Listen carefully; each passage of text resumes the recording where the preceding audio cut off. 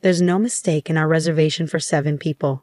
I'd appreciate if you could prepare a separate seat for this lady who isn't included in the count. Elizabeth, my husband's mom, often made bold requests, teasing me. But today might be different because I know a secret she's hiding, and I plan to reveal it at our family gathering. I'm Natalie, 28 years old, and I work as a chef. I met my husband George at the restaurant where I work. He runs a long-standing electronics store in the city, passed down through his family. Sadly, his father, who ran the store before him, passed away last year. I grew up in a family passionate about cooking. My parents and brother are all culinary professionals. Surrounded by this environment, I learned a lot about cooking from a young age. Thanks to this and my talent, I graduated top of my class from culinary school.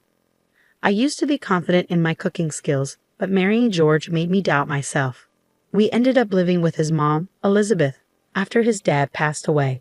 George wanted to take care of her, so we agreed to live together. I hoped for some time alone with George after our wedding, but living with his parents changed that plan. I knew he might eventually live with them, but not right after getting married. Maybe he didn't want to upset me by mentioning it earlier. Living with Elizabeth wasn't as bad as I thought. She was kind and helped with chores. She even bought me treats from my favorite bakery. But there was one issue.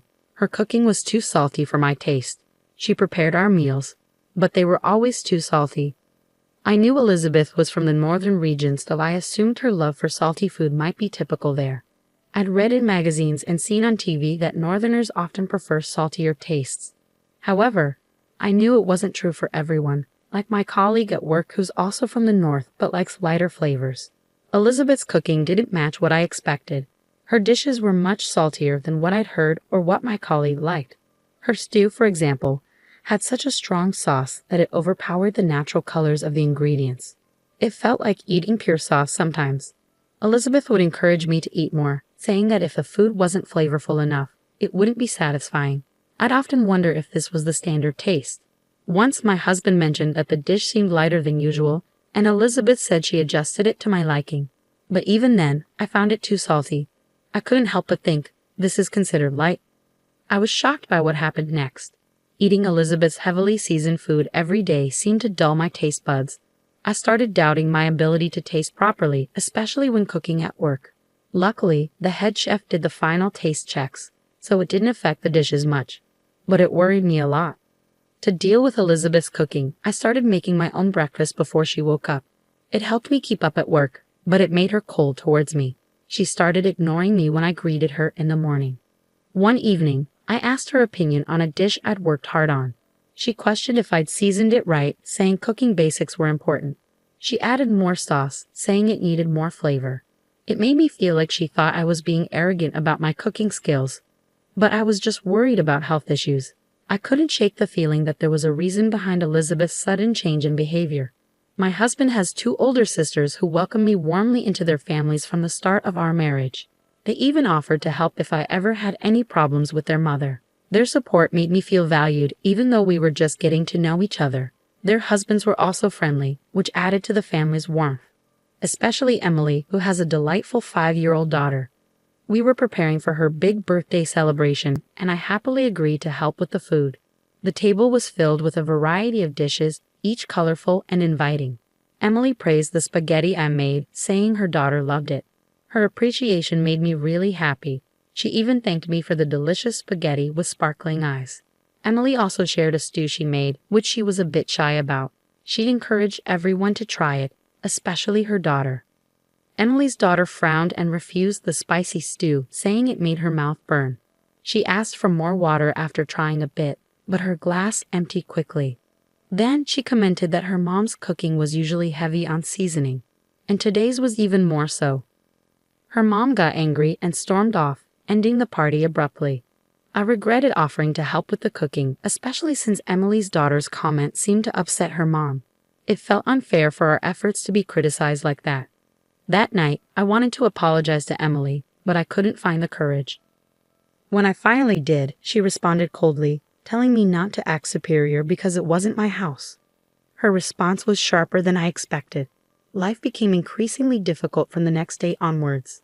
Elizabeth would heavily season the meals I carefully prepared, and on the worst days, she'd even throw them away before finishing them. I turned to my husband for support, but he didn't take my distress seriously. He suggested that maybe I had antagonized her and needed to listen more. It felt like he wasn't understanding my feelings. To add to the strain, despite being married for only half a year, he started coming home late, sometimes not until midnight. He said it was because of work, but he even started missing important family events like Emily's daughter's birthday party. This put a further strain on our marriage. Just when I thought things couldn't get any tougher, Elizabeth had a bad fall down the stairs and seriously hurt her leg. Emily offered to help with her care, but Elizabeth insisted that it was my duty as her daughter-in-law to look after her. After that, my life changed completely. I had to attend to Elizabeth's needs all day, every day, from small tasks to big ones. Even at work, I'd get constant calls from her, disrupting my tasks. At first, my colleagues understood, but eventually, they got frustrated with the interruptions. I ended up resigning from my job. When I told Elizabeth about quitting, she seemed happy about it. Since then, my days have been filled with meeting her spontaneous demands at all hours. It's taken a toll on my mind and body. As my husband's absence at home grew, I couldn't shake my doubts about his excuses for working late. I started considering what our next steps should be. Feeling like I couldn't stand by any longer, I decided it was time to teach both Elizabeth and my husband a lesson. A few days later, during breakfast, I brought up the idea of divorce. They were both shocked by my sudden announcement. My husband questioned why I was bringing it up, reminding me that we were still newlyweds. He denied any suspicion of cheating and seemed hurt by the suggestion. He also pointed out that I rarely came home, and he felt belittled by Elizabeth. He said he couldn't be happy in such a household environment. "I've made my decision," I declared with newfound determination, surprising both of them. My husband quickly apologized, promising to be more attentive to our home life. He even suggested I take a break and go to my parents' house for a while if I needed it. However, he asked if I could still help Elizabeth due to her leg injury. His apology caught me off guard, but I sensed a hint of resentment in his tone. He urged me to reflect on what had happened and suggested we keep trying to live together. He hoped our feelings might change and things could improve. I replied tersely, saying I would think about it.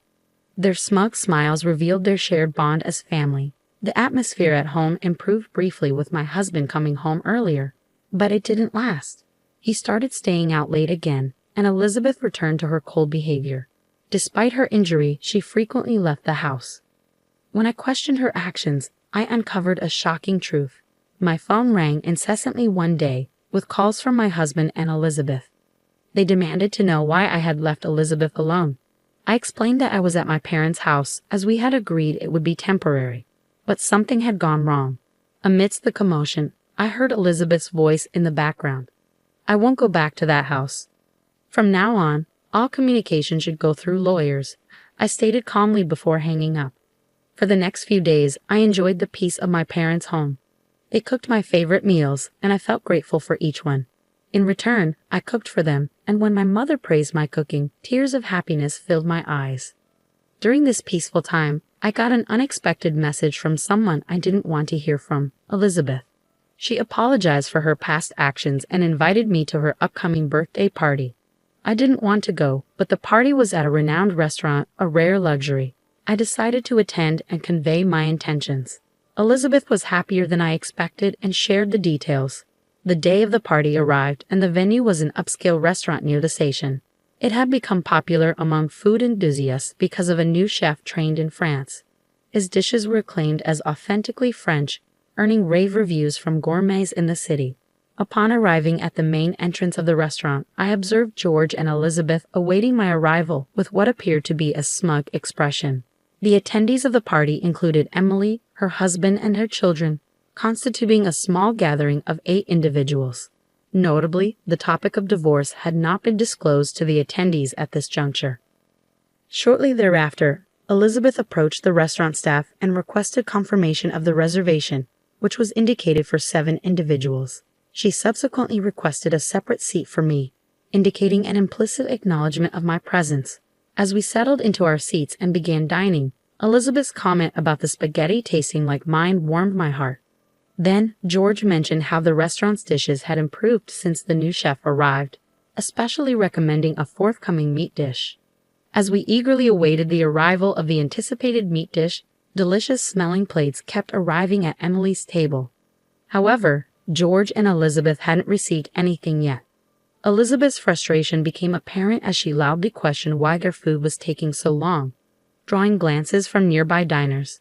The waiter apologized, explaining that the chef was preparing something special for them, which was why it was taking longer. He asked for their patience a little longer. Despite Elizabeth's annoyance, there was a flicker of satisfaction on her face, knowing they were receiving special treatment. Soon, footsteps from the kitchen caught their attention. Their expressions froze in surprise as I emerged, dressed in a chef's hat and apron. "Natalie, why are you dressed like that?" Elizabeth questioned, while Emily and her husband seemed to enjoy the surprise. I smiled gently and placed the specially arranged dishes before them. "I've prepared a special menu just for the two of you," I announced as I placed the dishes before Elizabeth and George. Elizabeth's plate held a beautiful black lump adorned with a rich sauce, which I further enhanced with a topping. Seeing Elizabeth's surprised expression brought me satisfaction. For George, I presented a dish adorned with various delicacies, each shining brightly. I also provided a special sauce for him to try. Emily's daughter laughed cheerfully, appearing surprised yet intrigued by the unique service. However, George and Elizabeth reacted with anger. "This is unbelievable. I've never seen such inappropriate service. Call the manager," George demanded. I calmly replied, "I'm the person in charge here. Is there a problem?" Elizabeth joined in, accusing me of allowing disrespectful service and threatening to sue. "Feel free, but we're also considering legal action for the disruption you've caused," I responded firmly. "How dare you?" Elizabeth exclaimed in disbelief. It turned out that they were frequent visitors to the restaurant and were known for their demanding behavior and constant complaints. The staff had already viewed them as problematic customers until now. "Considering our familiar relationship, we've treated you with leniency. But now that Natalie has chosen to distance herself from you too, we will treat you impartially. Is that okay, Natalie?" The person in charge, who turned out to be my brother Peter, asked me. "Of course," I replied. Peter, Elizabeth, and George were utterly stunned to realize that the person in charge of the renowned restaurant was my brother.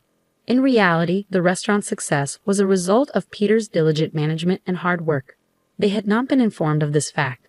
Despite not attending our wedding due to work commitments, Peter had sent a generous gift.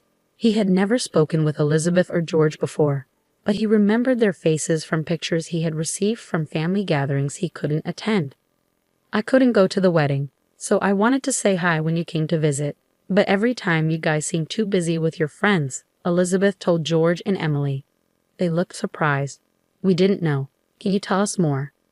Emily asked, trying to sound happy, but her eyes showed she was serious. "We actually came here to eat with some store owners from the town's market. It's popular now to eat at these new restaurants," George explained. Just then, a waiter came up. "You forgot this last time you were here," he said, handing Elizabeth a shiny earring. "You often eat here with guys who wear earrings. Isn't that risky?" I was surprised by Emily's question but laughed. "Well, it's not exactly like that. He's secretly dating a woman who works at the flower shop across the street." George looked shocked. "How did you find out?" "A few weeks ago, I felt suspicious and hired a detective. They took photos of him having dinner with her here and even going into a hotel together. To be honest, I don't think it was a good idea for you to marry her. I'm planning to get a divorce. Just be ready for that," George said, speaking openly about divorce for the first time. For me, it wasn't a surprise. I had expected it. Just remember to pay the alimony. "Don't worry. I recently made a big business deal, so I'm financially stable now. I'll happily pay all the alimony," George assured. That reassured me. "Now about you, Elizabeth." Elizabeth, who had been listening quietly, suddenly spoke up. She was a regular at this fancy restaurant and known by the staff. "What do you want from me? Since my husband passed away, I don't think anyone can criticize me." But I knew something she didn't. "Actually, I had a detective look into your secrets too. Turns out, you've been in a secret relationship for 5 years. But wait, didn't your husband just pass away a year ago? What's going on?" Emily and her siblings were furious and disappointed. Their father had meant a lot to them, so this news was hard to take. I was surprised too, but when I asked the detective how he knew so much about Elizabeth, I found out that her father had hired the same detective agency before. "You deceived him for so long, even while he was still alive." And George, even when you were with Natalie, you were seeing another woman. How could you? Emily and her siblings were furious and disappointed. Their father meant a lot to them, so this news was really tough to handle. The tense atmosphere at our table caught the attention of other diners. We promised to talk about it more at home and ended the dinner. As I left, I thanked the restaurant staff and Peter. A few days later, under Emily and her siblings' stern gaze, George and I started the formal divorce process. Now I'm free. I won't regret anything, no matter what, George said confidently. I never expected this. Even after I told you about my bad leg, I didn't think you'd treat me like this, Elizabeth said, surprised. Her leg had actually healed already, but she had pretended to be in pain to seem better than me. It shocked me again. From now on, both she and my husband will be strangers to me. Even though our marriage ended quickly, I have no regrets. A few days later, when I checked my bank account, I was surprised to find that both my husband's and his mistress's alimony payments had been deposited at the same time. It seemed like my husband covered her share too. With this knowledge, I could finally see them as completely out of my life. Then some interesting news came about my husband and his mistress. He had gotten into debt to pay the big alimony. But soon after we divorced, she dumped him easily. Emily told me that the woman is known in the area for going after married men. After what happened at the restaurant, Peter told us that regular customers were tired of George and Elizabeth's behavior, and they were happy we stood up to them. After that, the restaurant banned them from coming in. Their dishonesty became known in the community. A big contract my husband was bragging about got canceled. His electronics store relied on trust from the locals. But now that trust is gone, running it will be hard. Elizabeth's life got tough too. She was left by her longtime lover, and medical tests showed her unhealthy lifestyle was hurting her health. Her health problems were her own doing, so she didn't get much sympathy. Luckily, I got to go back to the Western-style restaurant where I used to work. Even though they knew about my past, the staff and bosses welcomed me warmly. Emily and her family, including the spaghetti lady, kept coming to the restaurant, which meant a lot to me. They had cut off all ties with George and Elizabeth. Their betrayal, especially after their dad passed away and the truth came out, hurt them deeply and seemed hard to get over. Cooking brings me so much joy. Those moments when I'm happy in the kitchen are the ones I treasure the most. It makes me feel truly blessed.